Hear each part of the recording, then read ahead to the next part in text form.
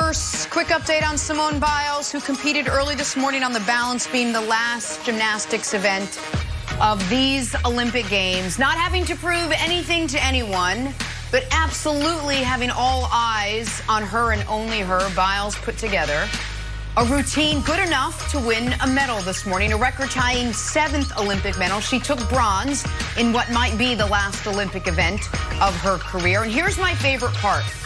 Upon dismounting the beam, while I was literally holding my breath for the entire routine, obviously because have you met me, she landed, she smiled, she clapped her hands, she patted her heart, and then she ran over to her teammates and she just celebrated. Because Simone Biles, for the first time in a long time, was really happy.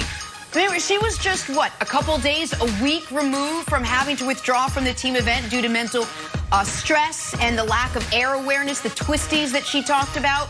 She got back on a balance beam. A balance beam. She recomposed, she refocused, she re-engaged, and under the backdrop of global scrutiny, of all the eyes, of everybody watching her, she went out and she showed the world why Simone Biles, no matter what happened this morning, was still a champion. That's great. Kevin Wiles. I'm so glad she got that medal. Great work. That was awesome. All right, so the ongoing saga of Aaron Rodgers is headed back to the old draft board.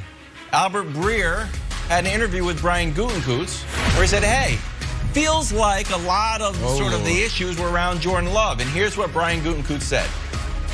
Because Albert Breer asked him, hey, why didn't you give Aaron Rodgers heads up? Here's what he said. Quite frankly, if that was even a possibility, I would have loved to do that. We didn't go into the draft thinking, hey, we're going to target this and do it. If that was the case, we probably would have done that. That wasn't reality. Move on to the next. Would that have changed anything? I don't know if Aaron, with the issues he has, if that's really part of it. But a player like Aaron, in a situation like that, you would have loved to give him a heads up. It's just that the way this thing transpired, that wasn't a possibility. Okay, Brian Gutekunst, I'm in a good mood today. I had plenty of coffee. I'm going to file this under, I'm going to take your word for it. But in general, I don't know if the other teams in the NFL who have a franchise quarterback who they're totally committed to are even considering drafting a quarterback in the first round. And if you're even considering it, should probably give him a heads up. Or if you don't want to give him a heads up, don't draft a quarterback. I understand Albert Breer was like, hey, you know what? They were looking for a tackle. They were looking for a wide receiver. They went off the board. So, there's Jordan Love, so let's take him. Overall, Brian Gutekunst, do I think it's the wisest decision in the world? Not necessarily, but you know what? I'm going to take your word for it. I'm in a good mood, Brandon. I'm going to take his word for it. If you're going to be mad at him and say that, look, you don't like the decision making, that's the benefit of the doubt. Take your word for it. Look, there's so much to this. Look, guys in the front office, the scouting department, they work their tail off year-round building these boards, knowing what the team needs. So they'll go in and they'll say, look, if this happens, we will take this guy. So they go through scenarios. The best teams, the best front office does that. Sometimes you get in on that day and things just happen 100%. But if you are considering taking a quarterback, you should call Aaron Rodgers and say, look, just in case, we want to give you a heads up. And let's say the wildest thing happened on draft day, because it does. You could have called right after.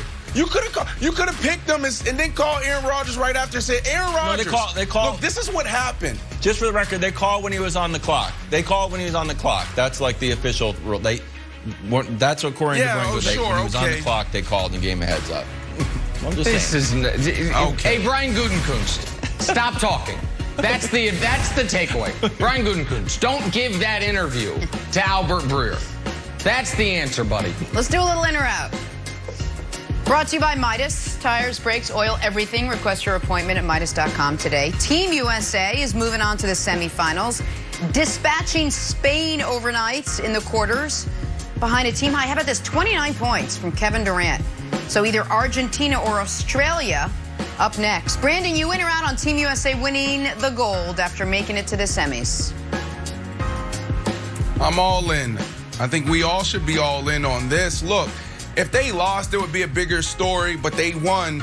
And this is exactly what was supposed to happen. The best team in the world on the biggest stage got the job done.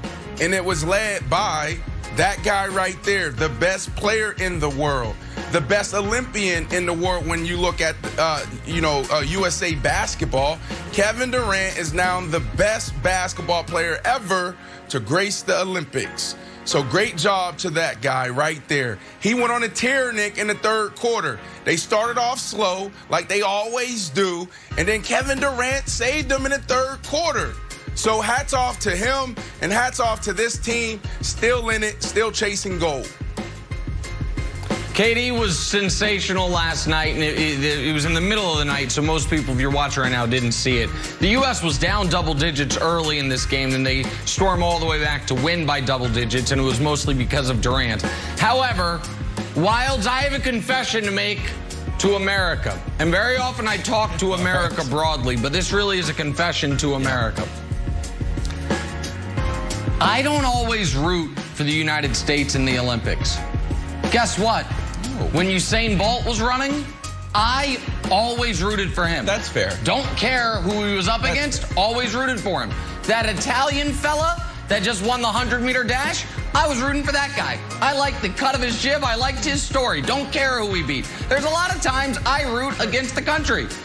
This is going to be one of those times. I'm out. Blood is thicker than water, my friend. You know who's going to win the gold? My large adult Slovenian son. Undefeated, 17-0 with the adult national team in Slovenia. Is Slovenia a hotbed of basketball? It's not. But it will be after him. He doesn't even, it's him and the inferior Dragic brother. That's it. It's him and Zoran, and they're just lighting teams on fire. They're going to annihilate France here in a couple days, and then guess what? U.S., you're going down. Luka's going to get Put you. Draymond on him. And by the way, we're going to put Draymond on him. Wilds, KD was so close to grasping that gold brass ring of best player alive, and then Giannis knocked him down in the playoffs. We might have to redo the tiers if Luka beats him in the gold medal game. KD might all of a sudden be a tier 3 guy. Luka might replace him. Let's just wait and see. But I'm out. Slovenia, Luka, gold medal, collision course. All right, well, if we get a segment out of it, I'm all for it. I support anything we get with segment, prior to football season. We're making it happen here. Exactly. I'm glad you broke that cup. I got the last 2 days. No, I'm glad you dropped that thing. That was Uncle Sam, my friend. That was the ghost of Uncle Sam. Boom, out of here. All right, I'm a little bit nervous about Australia. We lost to Australia. We'll get you a new one. We work for the show. We lost to Australia in exhibition, so I'm nervous about Patty Mills. I'm nervous about Deladova. I'm nervous about Joe Ingles. And just Jenna, as I've said 50 times, wouldn't it be great if Ben Simmons was playing on Team Australia as a way to develop his skills, and then he had a big matchup against Team USA where he could have a big showcase and then jettison all of his sort of nervousness as he could show out on the international stage? That's why I think Ben Simmons should have played on Team Australia. So I'll be rooting for the USA, but I'm nervous about the Boomers. Boom Squad. Boom Squad. Boom Squad. All right, well, Team USA moving on after taking down the world's #2 ranked team in Spain. We got to talk some football. Carson Wentz had foot surgery. Could Nick Foles swoop in and save the day in Indy? Here was Titans head coach Mike Vrabel reacting to Wentz's timeline to return. Take a listen. Carson Wentz, it was announced, going to have foot surgery out for the next 5 to 12 weeks. 5 to 12. I know. 5 to 12. You guys play I like your chances of being right. You guys play them in 9